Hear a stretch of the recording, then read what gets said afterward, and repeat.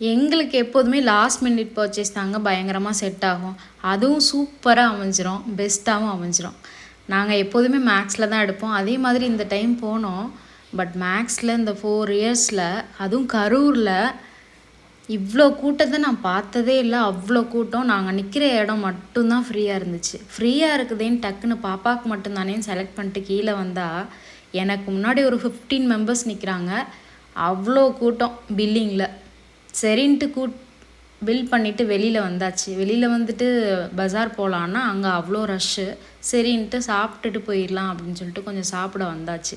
வந்து சாப்பிட்டுலாம் முடிச்சுட்டு வீட்டுக்கும் கிளம்பியாச்சு. வீட்டுக்கு வந்தால் நம்ம ஏரியாவே ஹாப்பனியாக இருந்துச்சு. அவ்வளோ சூப்பராக இருந்துச்சு. ப்ரீ தீபாவளி செலப்ரேஷன் மாதிரி போயிட்டு இருந்துச்சு. என்னடா இதில் நம்மால் மட்டும் மிஸ் ஆகுறாங்களே எங்கன்னு தேடிட்டு இருந்தா மேடம் உள்ளேருந்து பார்த்துட்டு இருந்தாங்க. அட நீயும் நம்ம கட்சி தானா, வாம்மா சேர்ந்துக்கலாம் அப்படின்ட்டு. நம்ம எப்போதுமே ஆடியன்ஸ் தாங்க. என்னவோ தெரில, சின்ன வயசுலேருந்து இப்போ வரைக்கும் அந்த வெடின்ற விஷயத்தில் வந்து ஆர்வம் வர மாட்டேங்குது. ஆர்வம்னு சொல்கிறத விட அதில் உள்ள பயம் போக மாட்டேது இன்னும். ஏன்னு தெரில. நீங்களாம் எப்படி வெடி வெடிச்சிங்களா, என்ஜாய் பண்ணிங்களா?